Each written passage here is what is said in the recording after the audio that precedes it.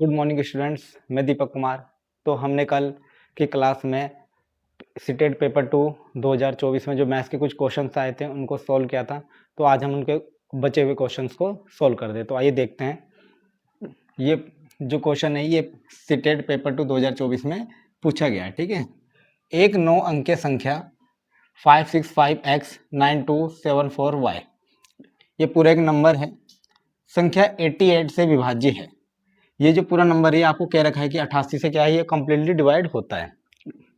तब 2x plus 3y होगा ये। ठीक है, 2x प्लस 3y का मान है, तो आपको 2x प्लस 3y की आपको वैल्यू बतानी है कि कितनी होगी। ठीक है, तो आपको क्या करना है, x और y की वैल्यू पता करनी है।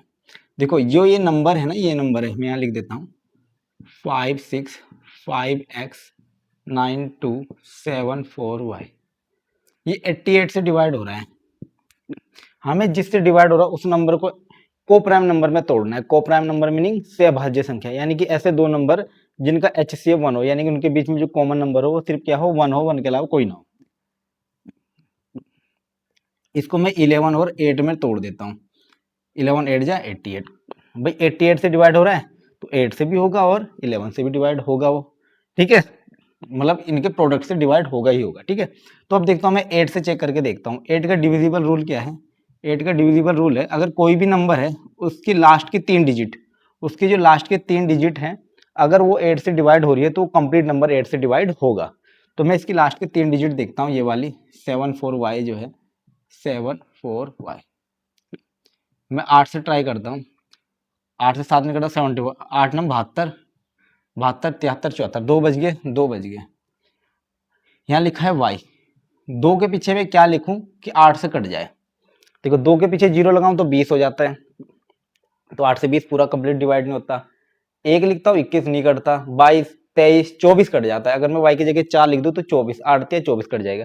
बाकी 5 लिखूं, 6 लिखूं, 7 लिखूं, 8 लिखूं, 9 लिखूं, नहीं कटता। ठीक है, तो मैं सिर्फ यहाँ y की जगह क्या लिख सकता हूँ, 4 लिख सकता हूँ, तो 24 कट जाएगा। ठीक है, तो मेरे को यहाँ से y की वैल्यू पता चल गई। y क्या आ गया मेरा, 4 आ गया। y क्या आ गया मेरे पास, 4 आ गया। y की जगह क्या आ गया, 4 आ गया। ठीक है, तो ये 8 का रूल है। 11 का रूल क्या कहता है, 11 से ट्राई करना है। 11 कहता है कि कोई नंबर है, उसकी जो विषम प्लेसेस पे नंबर आ रखे हैं, ओड जगह पे जो नंबर आ रखे हैं उनको ऐड करो, और सम जगह पे जो नंबर आ रखे हैं उनको ऐड करो, दोनों का डिफरेंस निकाल दो।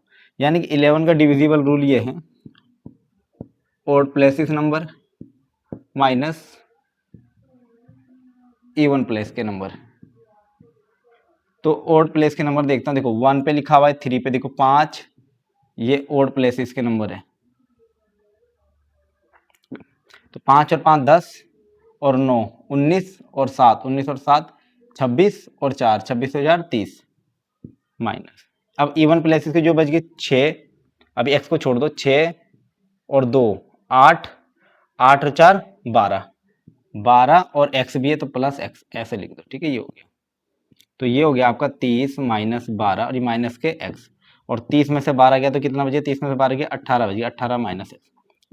18 में से मैं क्या घटाऊं, देखो 11 का डिविजिबल रूल ये है कि कोई नंबर का वर्ड प्लेसेस और इवन प्लेसेस का जो डिफरेंस है वो या तो 0 आ जाए, या तो वो 0 आ जाए, या 11 आ जाए, या 11 में कोई मल्टीपल्स आ जाए, यानी कि 22 आ जाए, 33 आ जाए, या 11 आ जाए, या 0 आ जाए। तो मैं एक्स की जगह क्या लिखूं कि या तो 0 बन जाए या 11 का मल्टीपल बन जाए। देखो अंतर है, 22 तो बनेगा नहीं, बनेगा तो 18 से छोटा ही। 0 बनाने के लिए मेरे को यहाँ 18 चाहिए, लेकिन हमारे पास तो 1 डिजिट नंबर है तो 18 तो मैं लिख नहीं सकता। मैं एक्स की जगह क्या लिखूं, मैं 7 लिख सकता हूँ। देखो 18 में से 7 गया तो बच गया 11। ठीक है, तो एक्स की वैल्यू कितनी आ गई मेरे पास, 7 आ गई। तो एक्स 7 आ गया और वाई 4 आ गया। ठीक है, तो हमें क्या निकालना है, 2x प्लस 3y, तो निकाल दो। 2 इंटू एक्स कितना है 7 प्लस 3y, 3 इंटू वाई कितना है 4 है, तो हो गया 2 सत्ते 14 और 3 चौक 12, 4 और 2 6, 1 और 1 2, 26। तो इसका ऑप्शन बी क्या हो गया, बिल्कुल करेक्ट हो गया। ठीक है, तो थोड़ा सा इसकी डिविजिबिलिटी चेक कर लेते हैं सारे नंबर्स की, तो देखते हैं। आइए देखिए, सबसे पहले हमें 2 की डिविजिबिलिटी चेक करनी है, तो मैं देखता हूँ यहाँ पे 2 है, 2 से कौन सा नंबर विभाज्य होगा। अगर कोई नंबर ऐसा है जिसका यूनिट डिजिट, यानी कि जो इकाई पे अंक है वो या तो मतलब ये कहने का मतलब इवन नंबर हो, सिंपल सा इवन नंबर होना चाहिए, यानी कि जैसे 0 हो, 2 हो, 4 हो, 6 हो, 8 हो। अगर किसी नंबर का यूनिट डिजिट ये है 0, 2, 4, 6, 8, तो नंबर 2 से डिवाइड होगा, अदरवाइज नहीं होगा। जैसे मान लो ये नंबर है कोई लिखा हुआ 248, इसका देखो यूनिट डिजिट 8 है, 8, 2 से नंबर कटेगा ही कटेगा। 3 से मतलब किसी कोई नंबर लिखा हुआ है, इसकी ऑल डिजिट का सम करेंगे, सभी डिजिट का सम। जैसे मान लो कोई नंबर लिखा गया है, जैसे मान लो 21 है, तो इन दोनों को ऐड करो, 2 + 1, 2 और 1 3, ये कट रहा है 3 से, तो ये नंबर भी कटेगा 3 से। यानी कि कोई भी नंबर है अगर उसकी डिजिट का सम 3 से कट रहा है तो वो नंबर भी कटेगा ही कटेगा। ठीक है। 4 से अगर कोई नंबर है, जैसे मान लो कोई भी नंबर ले लिया जाए, उसकी लास्ट की 2 डिजिट देखनी है आपको, लास्ट की 2 डिजिट, लास्ट 2 डिजिट। अगर किसी नंबर की आखिरी की 2 डिजिट 4 से कट रही है, जैसे ये नंबर है 248, 248, देखो इसकी लास्ट की 2 डिजिट 4 से कट रही है, 4 कम 4, 4 दूनी 8, 48 पूरा कंप्लीटली डिवाइड हो रहा है 4 से, तो ये नंबर भी पूरा कंप्लीटली डिवाइड होगा। यानी कि अगर लास्ट 2 डिजिट 4 से डिवाइड हो रही है तो नंबर कंप्लीटली 4 से डिवाइड होगा ही होगा। 5 से लास्ट डिजिट 5 से क्या, अगर लास्ट जो डिजिट है किसी भी नंबर की या तो वो 0 होनी चाहिए या वो 5 होनी चाहिए, तभी वो नंबर डिवाइड होगा। जैसे नंबर में 8 है, ये 5 से पूरा पूरा नहीं कटेगा, क्यों, यहाँ पे क्या आ गया 8 आ गया। अगर यहाँ पे मैं 0 लिख दूं तो ये कटेगा, या मैं 5 लिख दूं तो भी ये 5 से डिविजिबल होगा, यानी डिवाइड होगा ही होगा। 6 का रूल क्या है, 6 का रूल कोई अपने आप में इतना इंपॉर्टेंट नहीं है। 6 का ये कि अगर कोई नंबर 2 से और 3 से कैंसिल आउट हो जाए, 2 से भी कटे और 3 से, दोनों से कटना चाहिए, तो नंबर 6 से कटेगा। 2 से कैसे चेक करना, ऐसे, और 3 से ऐसे, यानी 2 और 3 से अगर कोई नंबर डिवाइड हो रहा है तो वो नंबर 100% 6 से भी डिवाइड होगा ही होगा। 7 का थोड़ा सा टफ है, उसको हम बाद में समझेंगे, 8 को समझते हैं। अगर कोई नंबर है, अभी हमने देखा उसके लास्ट 3 डिजिट, लास्ट के 3 डिजिट जो है वो अगर 8 से डिवाइड हो रही है तो नंबर 100% 8 से डिवाइड होगा ही होगा। 9 का बिल्कुल 3 के जैसा रूल है, मतलब ऑल डिजिट का सम, सभी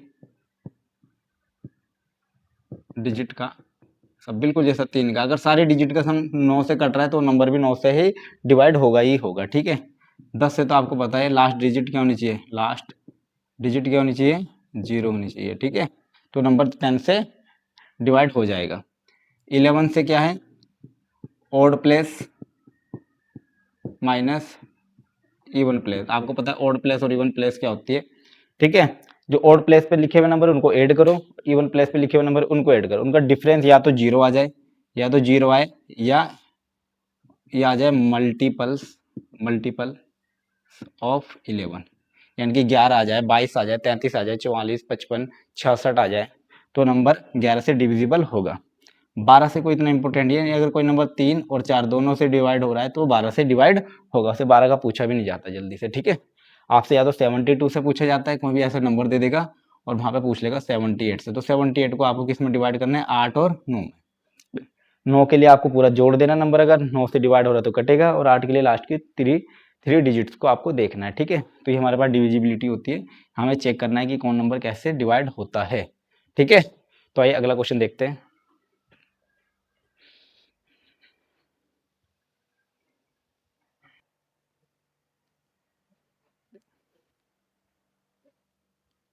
तो आइए क्वेश्चन नंबर 2 देखते हैं। क्वेश्चन नंबर 2 में क्या कहा गया है आपको, रेखा ए बी पर स्थित ओ एक बिंदु है, एक रेखा है ए बी, उस पर एक बिंदु ओ है कहीं पर, ए बी के एक ही और दो किरणें ओ सी और ओ डी इस प्रकार खींची गई है, यानी कि ए बी के एक ही ओर, जैसे ये रेखा ए बी है, या तो इसके ऊपर हो या दोनों नीचे हो, एक ही तरफ खींच रखी है, दो किरणें हैं यानी कि रे है, ओ सी और ओ डी इस प्रकार खींची गई है कि O C perpendicular to O D, O C जो है वो ओ डी के ऊपर लंब है, angle A O C equal to X है और angle B O D equal to 3x है, तब एंगल बीओडी बराबर है, यानी कि बीओडी निकालना नहीं, एक्स की वैल्यू निकालो, 3 से मल्टीप्लाई करो, बीओडी आपके पास आ जाएगा। ऑप्शन है 67 half, 22 half, 45 degree and 60 degree. तो आप क्या करो, सबसे पहले कि आपको क्या करो, रेखा ए बी पर स्थित ओ एक बिंदु है, एक रेखा बनाओ ए बी, ये बना दिया मैंने यहाँ पे रेखा, ये कोई रेखा है, ए बी पर स्थित ओ एक बिंदु, यहाँ पे मान लेता हूँ मैं ओ एक क्या है, ओ एक बिंदु है। ए बी के एक ही और दो किरणें ओ सी और ओडी है, दो किरणें हैं भाई ओ सी और ओडी। पहले मैं ओ सी खींच देता हूँ, ये क्या है ओ डी है, क्योंकि ओ सी जो है वो ओ डी पे लंबी होनी चाहिए। यहाँ से मैंने क्या करा, मैंने एक ओ सी भी ले लिया, किरणें है तो किरणें का एक ही पॉइंट इस तरह से दिखाई देगा, ये ओ सी है। ओ सी जो है वो ओ डी पे लंब है, तो यहाँ पे कितना डिग्री का एंगल बनेगा, 90 डिग्री का लंब है।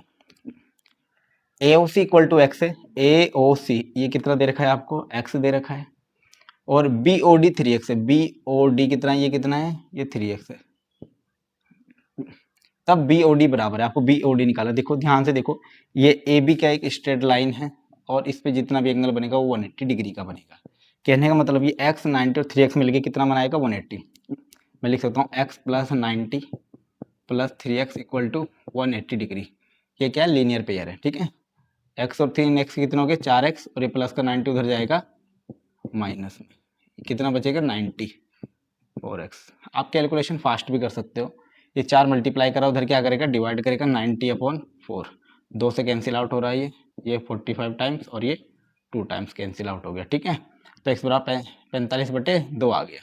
हमें क्या निकालना है, बी ओ डी की वैल्यू निकालनी है, ठीक है, बी ओ डी पूरा निकालना। तो लिखो यहाँ पे angle B O D equal to कितना है, 3x है, ठीक है, तो ये 3 है सही, और x की वैल्यू कितना है 45/2, तो मल्टीप्लाई करा दो, 3 पंजे 15 का 5, हंसी लगी 1, 3 चौक 12 और 1 13, 135/2 भाग कराओ, 2 छिंग 12 बचा 1 हो गया 15, 2 सते 14 बचा 1, 1 ऊपर लिख दो और 2 नीचे लिखो, 67.5 डिग्री आ गया। तो ऑप्शन ए क्या हो गया इसका, बिल्कुल सही हो गया, ठीक है।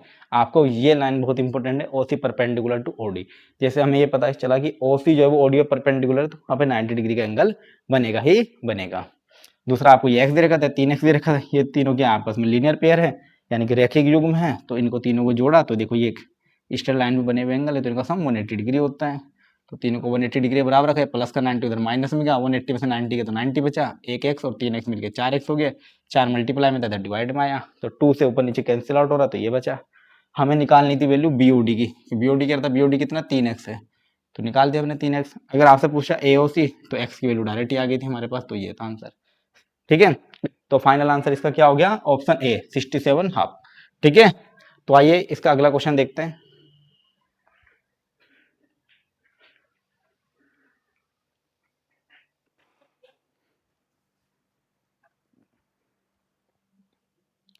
तो आइए इसका थर्ड क्वेश्चन देखते हैं। आपको बोला गया यदि x बराबर के समीकरण x - 4/7 -1 = 5 - x/3